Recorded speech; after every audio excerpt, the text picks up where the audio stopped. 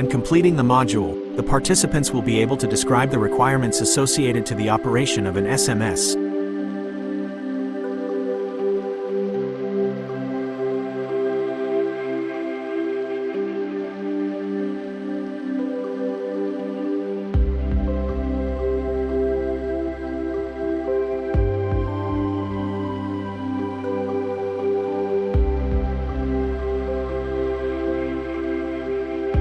Diving into hazard identification, it's crucial to understand that it's not just about spotting risks but having a structured approach to respond to them. There are three distinct methods to this: reactive, where we respond after an incident; proactive, where we act before an incident happens, based on potential hazards; and predictive, where we forecast based on patterns and data.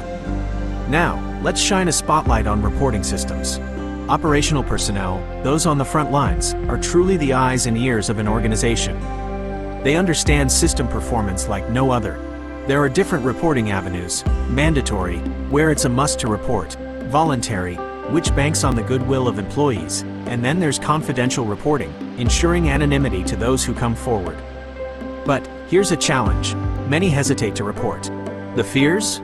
Retaliation, self-blame, and simply the embarrassment of admitting a mistake. To combat this, a successful confidential reporting system ensures ease in reporting, promises no punitive actions, guarantees confidentiality, and importantly, provides quick and meaningful feedback. And once we've fostered a culture of open reporting, there's a four-step dance to it. Firstly, report those hazards or concerns. Secondly, gather and store that data.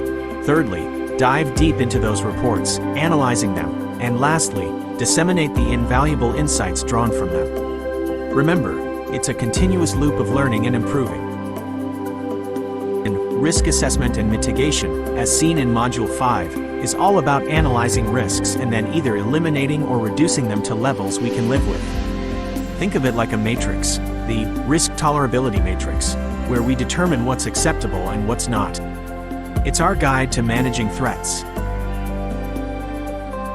Internal safety investigations cover events that might not make it to official state reports, like turbulence during a flight or frequency issues in air traffic control. Even failures in maintenance or ramp vehicle issues on the ground are included. These are vital checks within our system. Safety assurance is the process by which an organization ensures and confirms that its systems and operations remain safe and meet set standards. Think of it as a continuous checkup, ensuring everything runs smoothly and securely. Safety performance monitoring and measurement is akin to a health check for an organization's safety systems. It's the way an organization checks its safety health against its own set standards, using various tools and processes. For instance, safety reports give insights into daily operations. Safety studies delve deep into specific areas, and safety reviews ensure continuous improvements.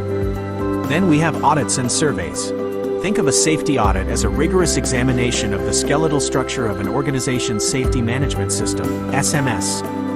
It ensures that the SMS's backbone is strong, with the right staff levels, adherence to approved methods, and the right training to maintain peak performance. On the other hand, safety surveys are more specialized examinations.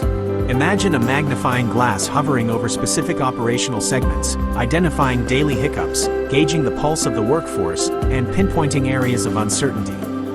These surveys might use tools like checklists or questionnaires, and sometimes informal, confidential interviews.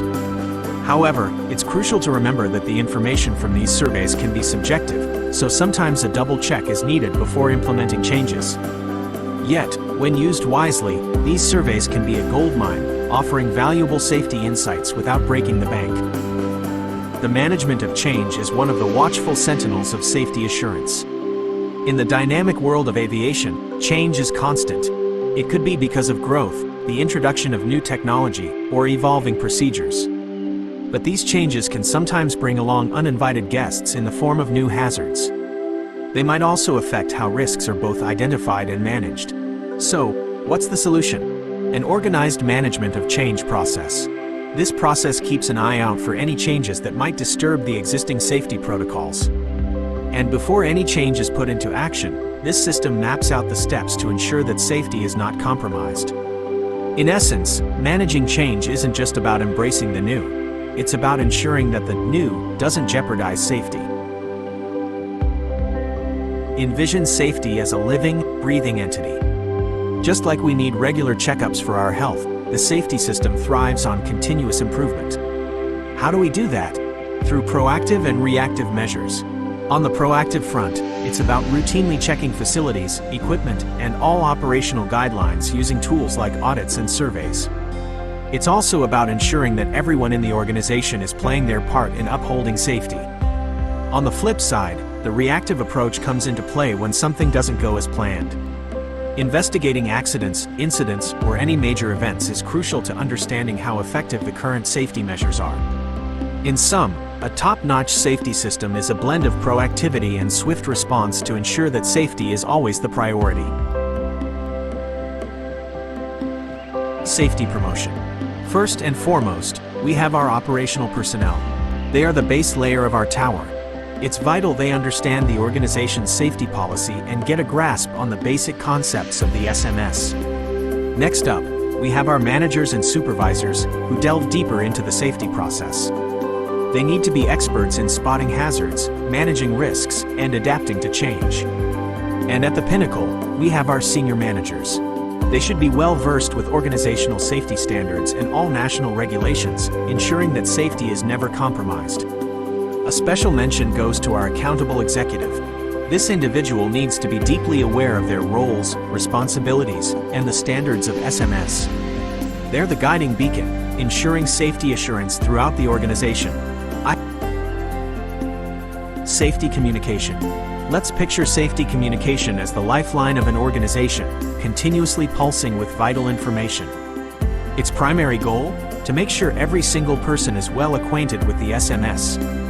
From sharing essential safety data, shedding light on specific actions, clarifying any new or altered safety procedures, to even sharing nice-to-know snippets.